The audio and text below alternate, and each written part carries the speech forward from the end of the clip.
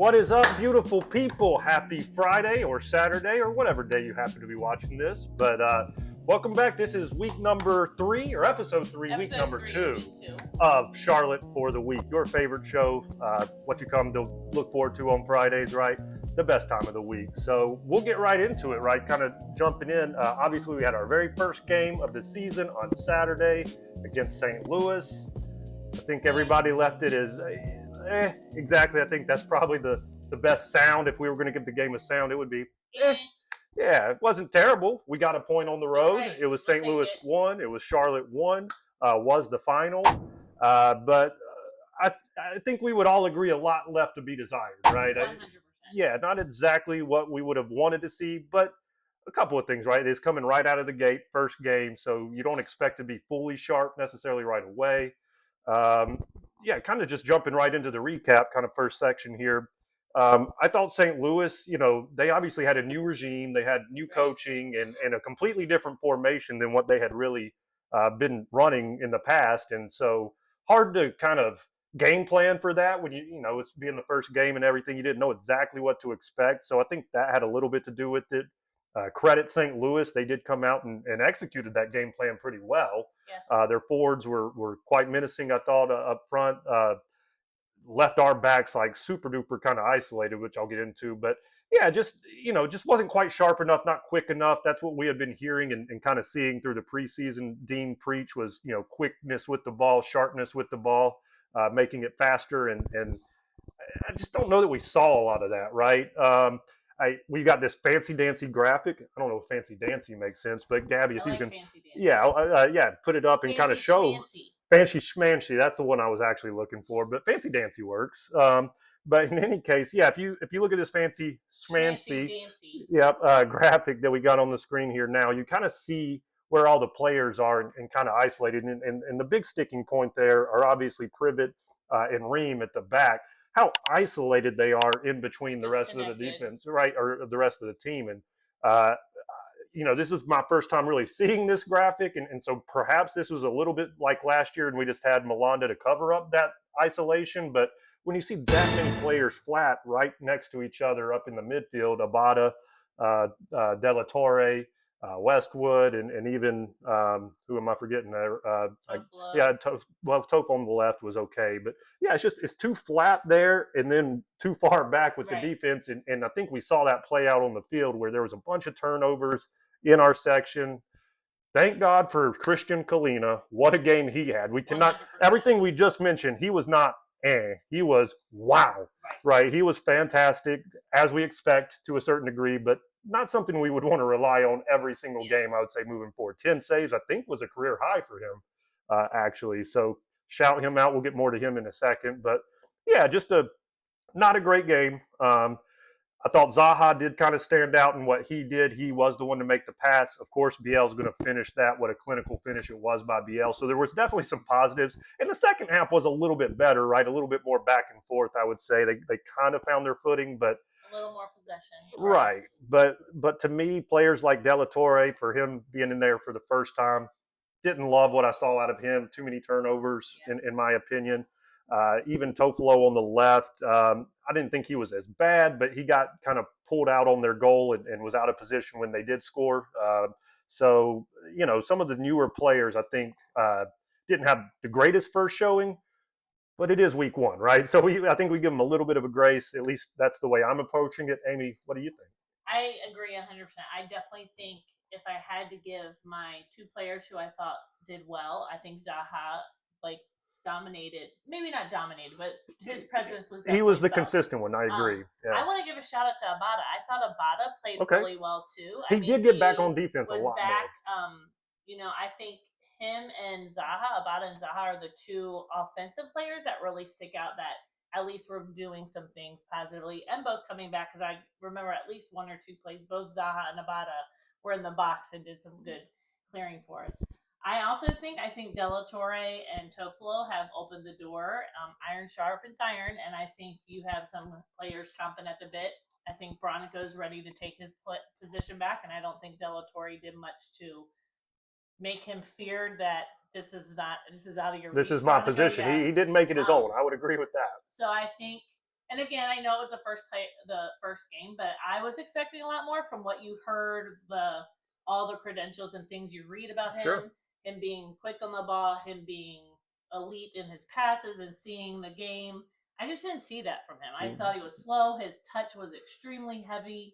Um, and That was then the thing I that stuck think, out to me. It yeah, was how heavy when he got the ball. I mean, it wasn't sticking. I mean, there were times where I was like, "Oh, this is where he's supposed to be amazing." I'm like, "Do it something," and I'm like, "You just hit the ball like 15 feet in front of you. You're doing nothing except giving them the possession back." Yeah, Um, and then I think Toflo. I mean, I think he's a good me.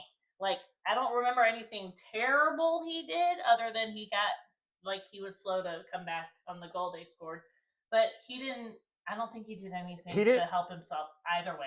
He did Offensively, not getting in stand there, out, and who and did when though? They came Schneider in. came in, I Yeah, think I mean, the offensive presence he did put in his attacking ability as a left wing, right? He plays left back, but he might left as well back, have but been I left mean, but wing. left Yeah, the back way that he was plays a playing. wing, Yeah, he was way up the field, which we love to see. which does make me a little nervous because I do think he was a little slow to get back, and we don't have all the speed in the back line We know anyway. that. So, um, yeah, I mean, I think 100%. If it wasn't for Kalina, that game could have been 3-4-1.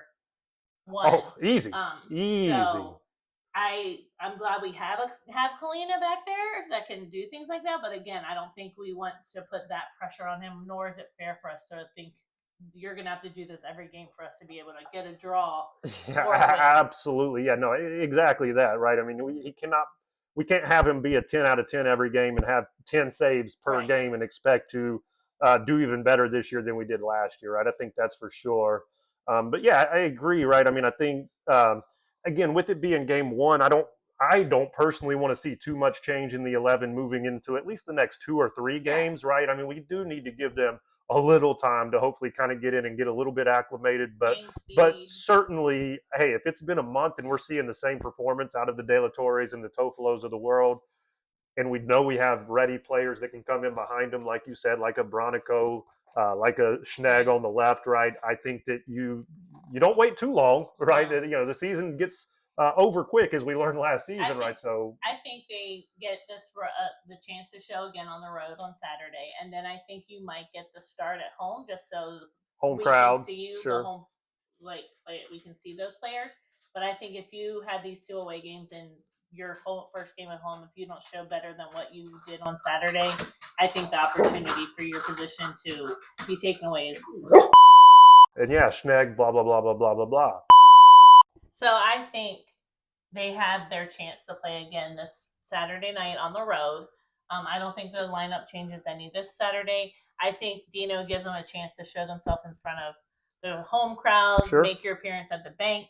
But I would say if you don't do better either this Saturday or that first home game at the bank than you did on the road in St. Louis, there are players ready to take your position, and you are providing a lot of motivation for them to play hard and practice hard. Dino loves to say it's all in who shows up in practice each week. Well, you lit a fire for them to show up this week in practice. Absolutely. What's just a hypothetical, or really just a question, like I said, that comes up in my mind while you're sitting there talking. What if we get in a situation, which wouldn't be a bad situation, but like De La Torre shows kind of the same way he did last week, Tofolo too, really any of the players that we feel like we're a little bit subpar, but we win the next 2 games. Do they get, I mean, does that matter, or do we, you know what I mean? Do they want to Right. upset the apple cart? I Like, mean, if we win, I don't think you upset the apple cart. If we win and you're still subpar, I think it really does then prove. I think Dino's going to look at what happens on the pitch and yeah. practice between the games. But he doesn't like to upset the apple cart. So I think if things are going well and there's not a reason to take those guys out, then he won't. Sure, if they're playing well, but I'm Yeah. just wondering, like, hey, yeah, we won 1-0, and we gave up 15 more shots. You know what I mean? If it continues in that manner, it would be interesting to see. Hey, we're getting results in spite of these players. Are you willing to take them out? Uh, Now, obviously, if they're playing like they did on Saturday and losing, I think that's a pretty easy, right, discussion, kind of open and shut. And I But think you look at also maybe who we're playing. Does a Bronico and his feistiness play into the opponent we have to where Bellator, you haven't really done stuff. This is your chance to run a go. Like whether we're winning or losing, and I think you can look at stats, like you said with shots. What can these guys do to help our shot, the other team not have as many shots? So I think the door's there and it's open. Definitely, the door is definitely open for players to get into that starting 11. Like Gianni. Oh, please. Our guy. Had to throw him back in I there. was wondering how you're going to get him in there. And I My was guy, man. I thought he played well, all right. He didn't play very much, like 10 minutes or so in that game. Yeah. Did all right. Taking the place of the captain. Yeah. You are insane. Well, hey. Anywho. Forward thinking. That's all I'm trying to do here. I guess we'll put a crown on that particular recap and kind of move it forward. Just, again, quickly, St. Louis won, Charlotte won. Game 1, done, dusted, over with. Point on the to road. Game 2. Point on the road. road. Would you like some news for the week? I think I would. Yeah, that's a good. Yeah, look at that. Well, let's go and say welcome to the Queen City. We have 3 players that we gave signed pro contracts to.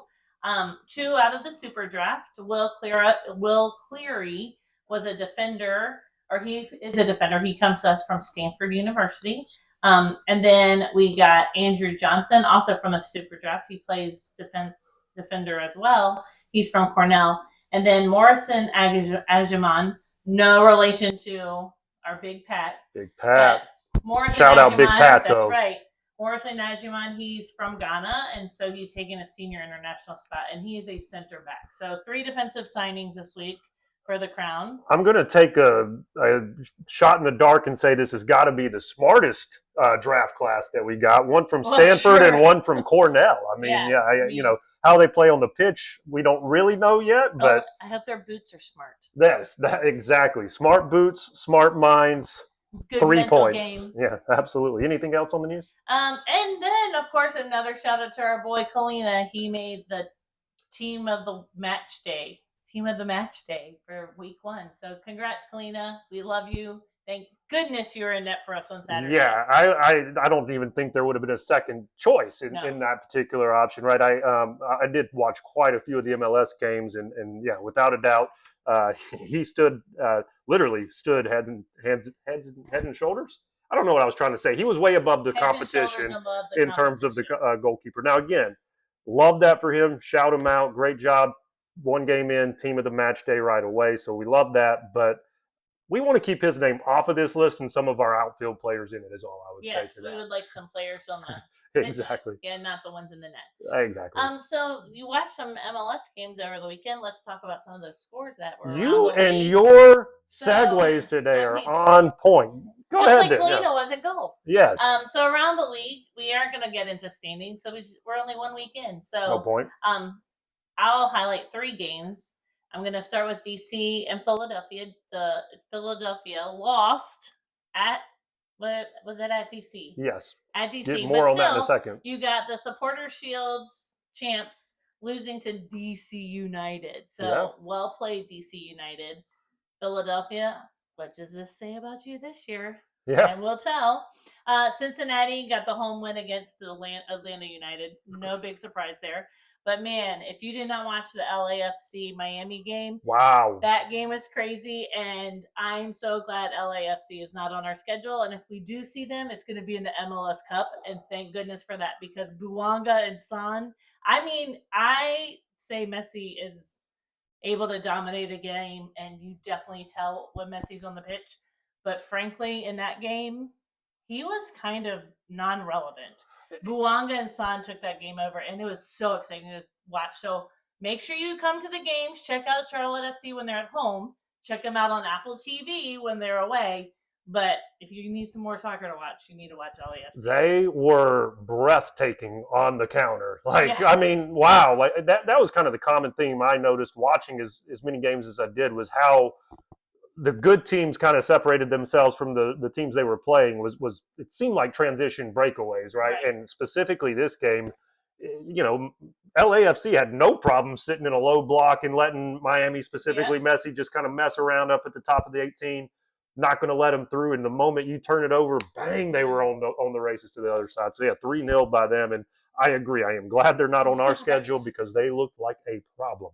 For sure. Some other games. So all of those games, of course, were home matches for the victors. Kind of a common theme that we'll get to. This is the same. So Nashville brought their three new strikers or three new, well, they're not all new, but their new formation, I guess, to the forefront and scored 4 goals in their game. They beat New England Revolution 4-1. Surich with 2 goals in that game. Looked really good. San Diego, 5. Montreal, 0. I mean, they did play Montreal.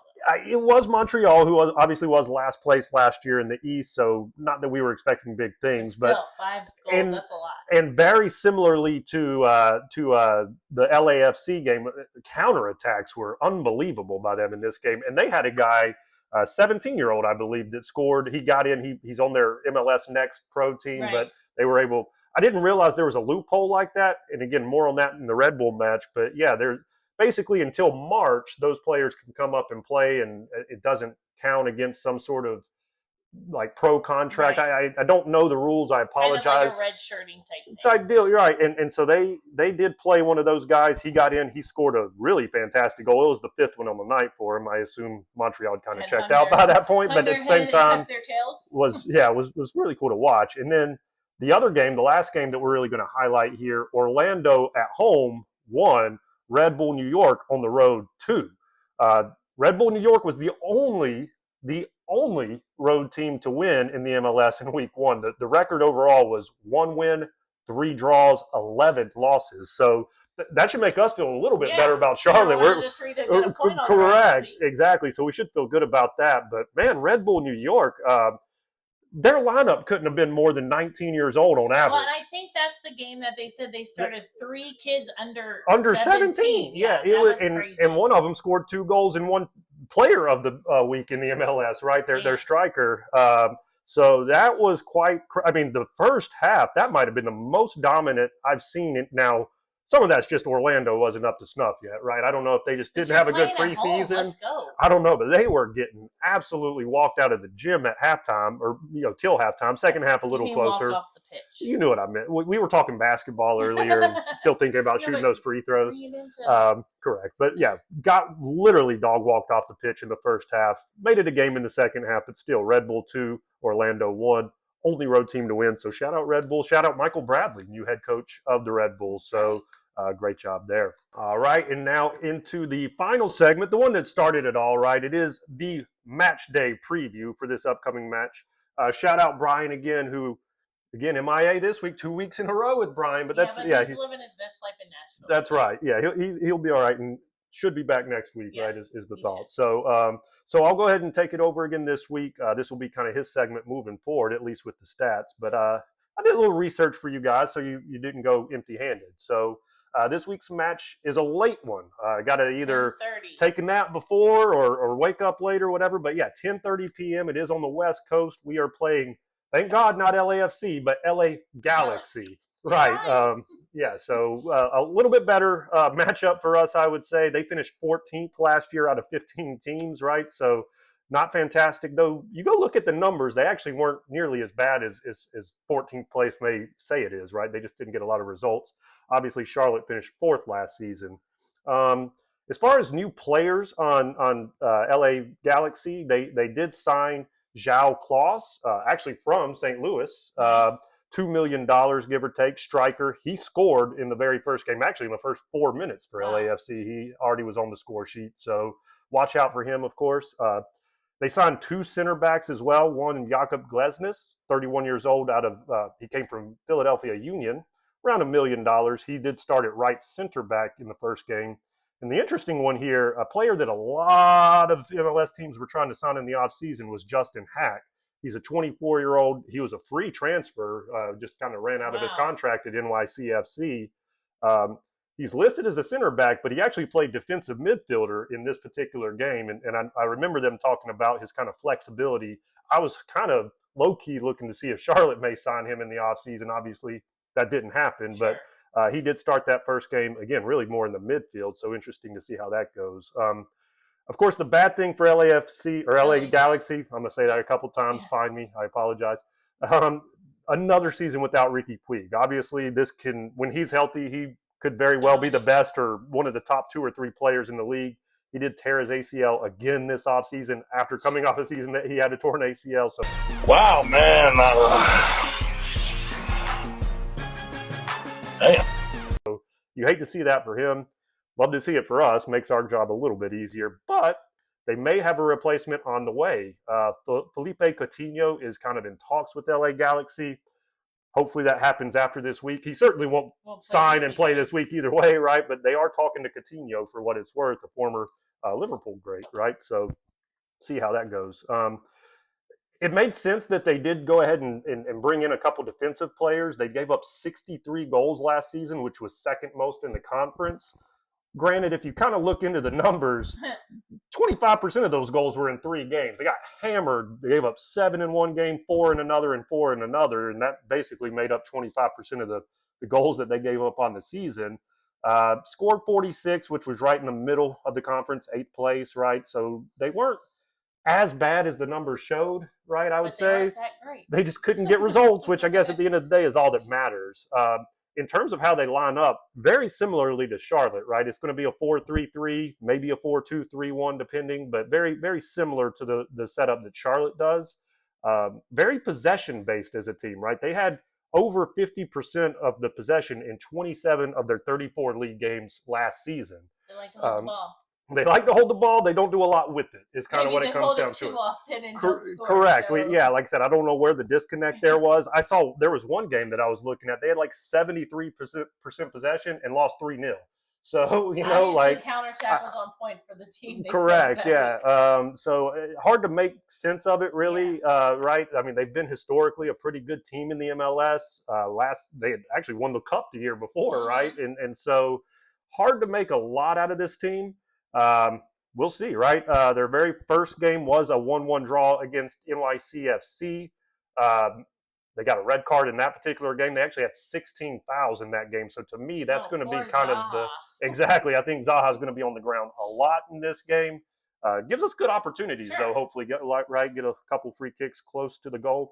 The keys to this game, and I've kind of brought them up throughout, right? Transition. The more I watch the MLS, the more I realize it is about that transition game. The ball does turn over a lot more in the MLS than you'd see in, say, the Premier League or some of those top European leagues, right? And so that transition's got to be much, much, much quicker for Charlotte this week to kind of improve on what they did. Card management, like I said, they're going to be fouling Zaha a lot. Keep your cool. Don't go get an unnecessary yellow, red, whatever it is, because they are fouling you. Let them foul you and let them accumulate the cards. Keep it off of you.